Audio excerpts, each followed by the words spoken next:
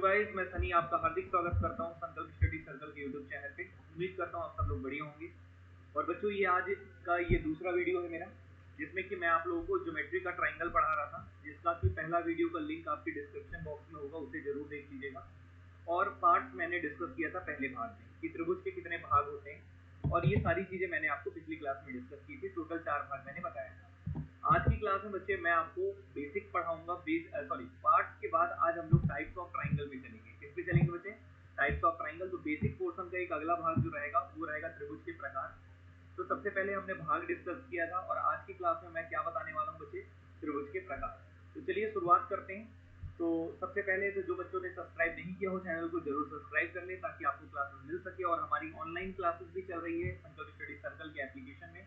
आप उस एप्लीकेशन में भी जाके हमारे कोर्स को परचेज कर सकते हैं।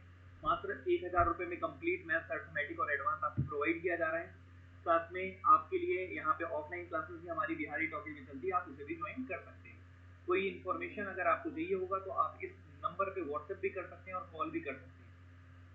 ठीक है, अभी मैं आगे बढ़ता हूँ, सीधा सा क्लास को आगे कंटिन्यू करता हूँ। और अगर आपको क्लास अच्छा लगे तो जरूर आप लोग कमेंट करके बताइएगा। ठीक है, तो आज की क्लास में बच्चे ये नंबर मेरा है, इसको रब कर रहा हूँ, शुरुआत करता हूँ पढ़ाना। चलिए, तो आज बच्चे दूसरा भाग में डिस्कस करूंगा। तो दूसरा भाग ये है, दूसरा भाग टाइप्स ऑफ ट्राइंगल। क्या है बच्चे? Types of triangle. पिछले भाग में मैंने पार्ट्स ऑफ ट्राइंगल डिस्कस किया था, त्रिभुज के भाग डिस्कस किए थे। आज मैं आपको त्रिभुज के प्रकार डिस्कस करने वाला हूँ। तो भाग और प्रकार में काफी अंतर होता है। भाग मतलब होता है त्रिभुज किन किन चीजों से मिलकर बना है, और प्रकार मतलब होता है कि उसी त्रिभुज के कितने प्रकार हैं। ठीक है ना? तो अब यहाँ पे टाइप्स ऑफ ट्राइंगल में हम चलते हैं। तो आज मैं अभी इस वीडियो में बच्चे मैं आपको त्रिभुज के प्रकार पढ़ाने वाला हूँ। तो ऐसे छोटे छोटे वीडियोस आपको इसलिए डाल रहा हूँ क्योंकि आप लोग इस पे अच्छे से चीजों को, आप पूरा वीडियो को देख सकें और अच्छे से पढ़ सकें। ठीक है, तो त्रिभुज के प्रकार में चलते हैं बच्चे। सबसे पहला जो प्रकार होता है, त्रिभुज के प्रकार को किस तरीके से डिवाइड किया गया है ये मैं आपको पहले बताता हूँ। तो देखो, त्रिभुज क्या होते हैं? 3 भुजाओं की बंद आकृति को त्रिभुज कहते हैं। और त्रिभुज को 2 तरीके से डिवाइड किया गया है। पहला बच्चे जो डिवाइड किया गया है वो किसके अकॉर्डिंग में बच्चे? भुजाओं के आधार पे। किसके आधार पे बच्चे? भुजाओं के आधार पे। तो अकॉर्डिंग टू साइड्स, मतलब त्रिभुजों को जो बांटा गया है वो 2 तरीके से बांटा गया है। पहला है बच्चे भुजाओं के अनुसार। पहला क्या है बच्चे? भुजाओं के अनुसार। और दूसरा है बच्चे कोण के अनुसार। किसके अनुसार बच्चे? कोण, अकॉर्डिंग टू एंगल। मतलब क्या? त्रिभुज के जो कोण होते हैं, जो एंगल्स होते हैं, उनके अनुसार भी त्रिभुजों को डिवाइड किया गया है, त्रिभुजों को बांटा गया है। तो सबसे पहला क्या है बच्चे? त्रिभुजों को जो बांटा गया है वो भुजाओं के अनुसार बांटा गया है। तो अकॉर्डिंग टू साइड जिसको हम लोग बोलते हैं। तो भुजाओं के अनुसार त्रिभुज को कितने हिस्सों में बांटा गया है? तो टोटल बच्चे 3 हिस्सों में बांटा गया है। एक एक करके सभी हिस्सों को डिस्कस करूंगा, लेकिन उसके पहले मैं आपके लिए एक ट्राइंगल बना देता हूँ और फिर मैं आपको बताऊंगा तो ज्यादा बेहतर होगा। ठीक है, तो चलिए ध्यान से सुनते रहिएगा, समझते रहिएगा। और इस पे सबसे पहले तो मैं आपके सामने रखूंगा त्रिभुजों के जो प्रकार हैं वो भुजाओं के अनुसार। तो भुजाओं के अनुसार सबसे पहला जो त्रिभुज होता है बच्चे, इसको हम लोग बोलते हैं स्केलेन ट्राइंगल। क्या बोलते हैं बच्चे? Scalene triangle. और हिंदी में बोलते हैं विषम बाहु त्रिभुज। हिंदी में क्या बोलते हैं बच्चे? विषम बाहु त्रिभुज। और इंग्लिश में बोलते हैं स्केलेन ट्राइंगल। हिंदी में बोलते हैं विषम बाहु त्रिभुज। विषम बाहु त्रिभुज, जिसको हम लोग बोलते हैं क्या बच्चे? यहाँ पे स्केलेन ट्राइंगल। स्केलेन ट्राइंगल होता क्या है ये देखते हैं। जैसे मैंने सपोज करो एक ट्राइंगल आपके सामने बनाया है ABC। ठीक है, अब इस त्रिभुज में 3 भुजाएं हैं बच्चे। एक भुजा AB है, दूसरा AC है, तीसरा BC है। तो तीनों भुजाएं बच्चे अलग अलग होते हैं। कोई भी भुजा किसी के बराबर नहीं होता। तो तीनों भुजाएं अलग अलग होते हैं, उनको हम लोग क्या बोलते हैं बच्चे? विषम बाहु त्रिभुज। मतलब जब किसी भी त्रिभुज के तीनों भुजाएं अलग अलग हो, जैसे AB जो हो वो किसके बराबर नहीं है बच्चे? BC के बराबर नहीं है। और BC किसके बराबर नहीं है बच्चे? यहाँ पे AC के बराबर नहीं है। तो तीनों भुजाएं अलग अलग हो, ऑल साइड्स आर डिफरेंट हो, सभी की सभी भुजाएं डिफरेंट हो, ऑल साइड्स डिफरेंट हो, जितनी भी भुजाएं हैं सभी के सभी अलग हो, तो उसको हम लोग बोलते हैं बच्चे क्या? विषम बाहु त्रिभुज। क्या बोलते हैं बच्चे? विषम बाहु त्रिभुज। तो विषम बाहु त्रिभुज जैसे A है, तो A के सामने वाली भुजा का मैंने अपने से नाम कर दिया। तो एक सिमेट्री होती है, हम लोग इसका नामकरण करते हैं। तो ये A जो होता है कैपिटल लेटर वाला, जो कैपिटल लेटर में A दिख रहा है ना, ये B दिख रहा है ना, ये C दिख रहा है ना, ये बच्चे हमेशा किसको रिप्रेजेंट करेगा? एंगल को रिप्रेजेंट करेगा, याद रखना। और small a, small b, small c जो रहेगा बच्चे, वो किसको रिप्रेजेंट करेगा? भुजाओं को। तो ये तरीका होता है आपको बताने का, ये सिमेट्री होती है। पूरे जो मैथमेटिशियन होते हैं सब लोग इसी तरीके की सिमेट्री यूज करते हैं। तो A एंगल के सामने वाली भुजा का नाम मैंने A कर दिया, मतलब BC का मान A है। B एंगल के सामने वाली भुजा का नाम मैंने क्या रख दिया बच्चे? स्मॉल लेटर में B कह दिया। और सी एंगल के सामने वाली भुजा का नाम मैंने क्या कर दिया बच्चे, स्मॉल सी कर दिया। तो तीन भुजाएं होती हैं ए बी सी, और तीनों अलग अलग होती हैं, तीनों अलग अलग होती हैं। इस कारण से इस त्रिभुज का नाम क्या किया जाता है, विषम बाहु त्रिभुज। नाम से ही समझ में आ रहा है, बाहु मतलब यहाँ पे साइड्स हो गया, और विषम मतलब हो गया अलग अलग। सभी की सभी भुजाएं क्या होंगी बच्चे, अलग अलग होंगी। इसी को हम लोग बोलते हैं विषम बाहु त्रिभुज। तो सबसे पहला त्रिभुज मैंने आपके सामने रखा बच्चे, क्या, विषम बाहु त्रिभुज। तो ये हो गया पहला पार्ट। अब दूसरे में चलते हैं बच्चे। ये तो हो गया पहला ट्राइंगल जो मैंने आपको बता दिया है। दूसरा जो भुजाओं के अनुसार जो बनाया गया है बच्चे, दूसरा जो त्रिभुज है वो है आपका समद्विबाहु त्रिभुज। तो इसको अगले स्लाइड में बताऊंगा तो ज्यादा बेहतर रहेगा। तो दूसरा स्लाइड लेता हूँ। अब मैं दूसरा बच्चे भुजाओं के अनुसार में जो दूसरा त्रिभुज होता है उसको हम लोग बोलते हैं आइसोस्केलस ट्राइंगल। क्या बोलते हैं बच्चे, आइसोस्केलस ट्राइंगल, जिसको हम लोग हिंदी में क्या बोलते हैं बच्चे, समद्विबाहु त्रिभुज। क्या बोलते हैं बच्चे, समद्विबाहु त्रिभुज। तो हिंदी में भी मैं बाकायदा लिख दे रहा हूँ ताकि हिंदी वालों को भी प्रॉब्लम ना हो। तो समद्विबाहु त्रिभुज क्या बोलते हैं बच्चे, समद्विबाहु त्रिभुज। इसको हम लोग बोलते हैं इंग्लिश में क्या, आइसोस्केलस ट्राइंगल। तो समद्विबाहु त्रिभुज होता क्या है, तो वह त्रिभुज जिसकी कोई भी दो भुजा बराबर हो उसको समद्विबाहु त्रिभुज बोलते हैं। लेकिन इसके लिए मैं सबसे पहले एक ट्राइंगल आपके लिए बना देता हूँ, और इस ट्राइंगल को बना के समझाऊंगा तो ज्यादा बेहतर आपको समझ में आएगा। तो एक ट्राइंगल जैसे मैंने यहाँ पे बनाया, एक त्रिभुज मैंने बनाया। अब इस त्रिभुज का नामकरण कर देता हूँ। ये त्रिभुज का ये जो शीर्ष है इसका नाम ए है, इस शीर्ष का नाम बी है, और इस वाले शीर्ष का नाम क्या है, सी है।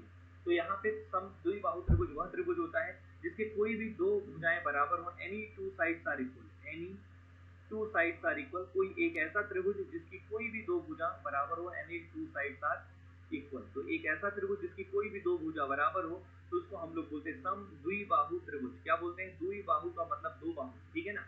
तो जैसे मान लो कोई भी मैंने ये बोल दिया, जैसे मैंने मान लो BC बराबर क्या कर दिया, AC कर दिया, या फिर AB बराबर BC कर दिया, या फिर AB बराबर AC कर दिया, कोई भी दो भुजा कर दिया। तो जैसे मैंने यहाँ पे बोल दिया BC जो है वो मान लीजिए किसके बराबर है, AC के बराबर है। तो ये दो भुजाएं अगर बराबर हैं तो बच्चे इन्हें क्या कहते हैं, हम लोग समद्विबाहु त्रिभुज कहते हैं। और इसके बारे में डिटेल में हम आगे पढ़ेंगे, इसके एरिया के बारे में, ये सारी चीजें हम लोग जरूर डिस्कस करेंगे, लेकिन उसको मेंसुरेशन में हम लोग देखेंगे, ठीक है। अभी फिलहाल में मैं समद्विबाहु त्रिभुज के बारे में बता रहा हूँ कि एक ऐसा त्रिभुज जिसकी कोई भी दो भुजाएं बराबर हो, जैसे मैंने यहाँ पे कर दिया AC बराबर BC है, तो इसे समद्विबाहु त्रिभुज कह सकते हैं। साथ में हम ये भी कह सकते थे कि AB बराबर BC, या फिर हम कह सकते थे BC बराबर, कोई भी दो भुजा बराबर होनी चाहिए, तो इसे हम लोग क्या कहते हैं बच्चे, समद्विबाहु त्रिभुज। तो दूसरा प्रकार था समद्विबाहु त्रिभुज। पहला प्रकार क्या था बच्चे, विषमबाहु त्रिभुज। दूसरा हो गया आपका समद्विबाहु त्रिभुज। अब तीसरे प्रकार में आता हूं मैं, और उसको भी मैं यहाँ पे लिखता हूँ, ठीक है। तो तीसरा प्रकार त्रिभुज का जो होगा उसको भी मैं बताने के लिए पहले तो एक डायग्राम बनाता हूँ, और फिर मैं आपको यहाँ पे समझाने का सिलसिला आगे लेके चलता हूँ। तो बच्चे तीसरा जो त्रिभुज होगा वो होगा आपका कौन सा बच्चे, यहाँ पे समबाहु त्रिभुज। क्या होगा बच्चे, समबाहु त्रिभुज, ठीक है। तो समबाहु त्रिभुज क्या होता है उस बात पे अब हम चलते हैं। तो तीसरा लिख लीजिएगा बच्चे यहाँ पे, इक्विलेटरल ट्राइंगल। तीसरा क्या होता है बच्चे, इक्विलेटरल ट्राइंगल। क्या होता है बच्चे तीसरा, इक्विलेटरल ट्राइंगल, जिसको हम लोग हिंदी में बोलते हैं क्या, समबाहु त्रिभुज। क्या बोलते हैं बच्चे, समबाहु त्रिभुज। क्या बोलते हैं बच्चे, समबाहु समबाहु त्रिभुज बोलते हैं, ठीक है। तो समबाहु त्रिभुज होता क्या है, आइए उस बात पे चलते हैं। तो नाम से ही दोस्त आपको समझ में आ रहा है, यहाँ पे सम मतलब होता है बराबर, और बाहु मतलब क्या होता है बच्चे, इक्वल होता है, ठीक है ना।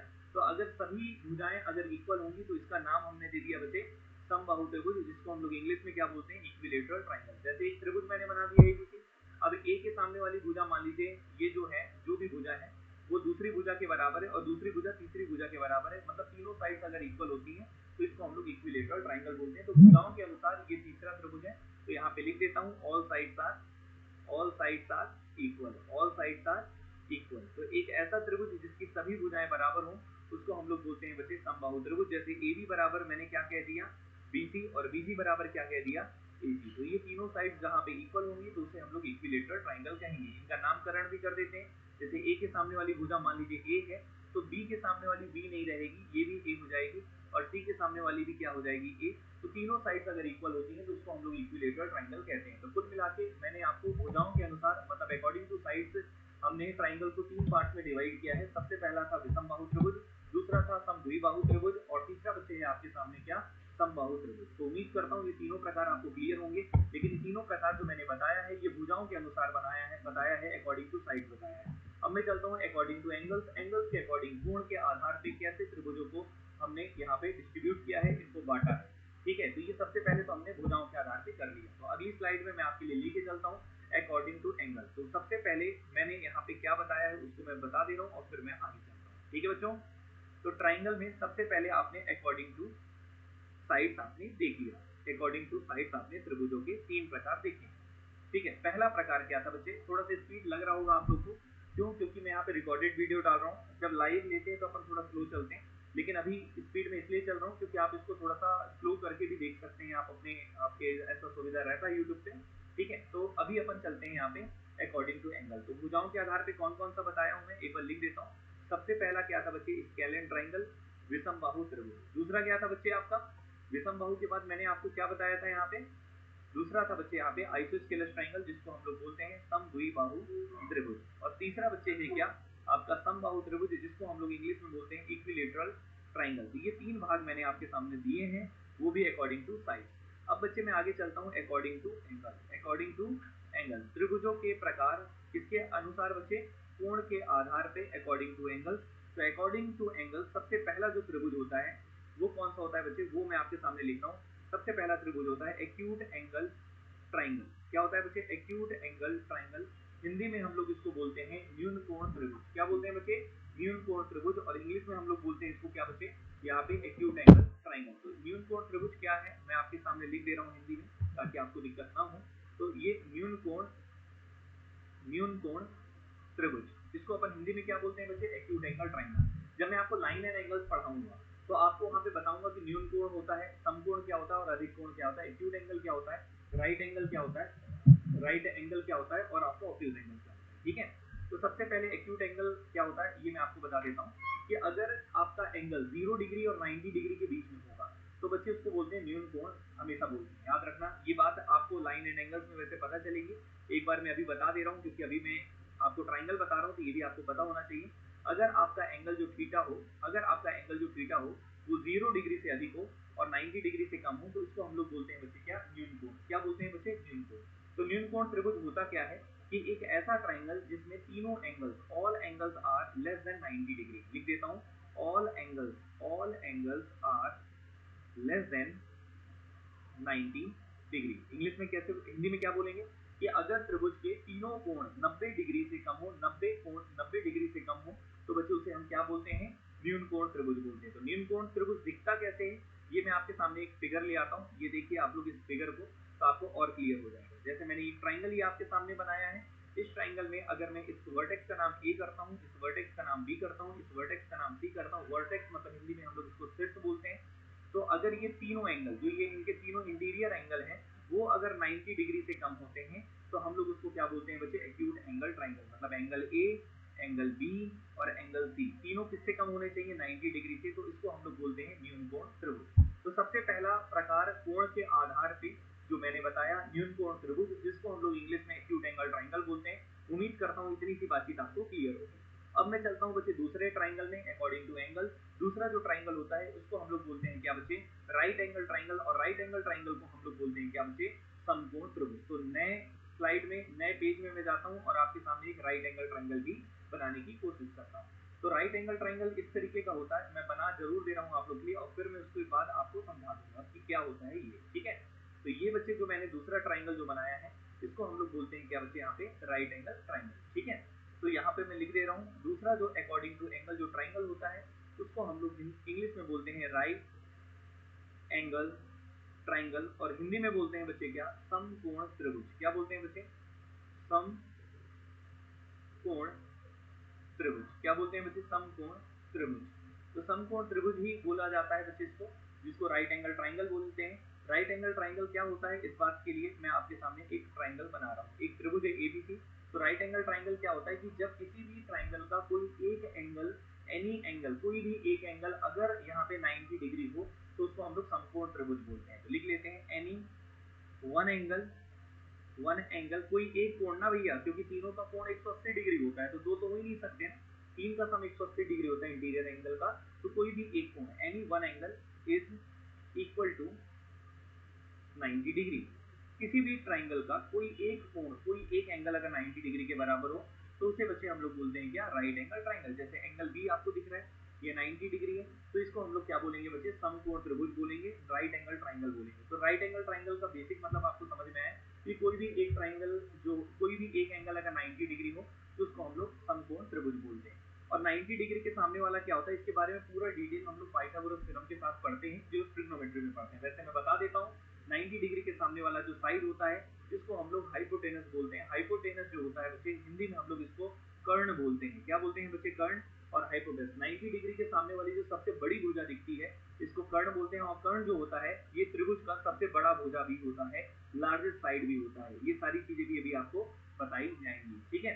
बाकी 90 डिग्री हो गया। अब बाकी अगर मैं इसको थीटा ले लूंगा तो थीटा के जो एडजेसेंट होता है, एडजेसेंट मतलब बगल वाली जो भुजा होती है उसको हम लोग बेस बोलते हैं। और बेस का मतलब क्या होता है? आधार। अभी इतना डिटेल मत जानो, बस इतना जान लो कि राइट एंगल ट्राइंगल होता क्या है, ठीक है। और थीटा के जो अपोजिट साइड होता है बच्चे, इसको हम लोग परपेंडिकुलर बोलते हैं। क्या बोलते हैं बच्चे?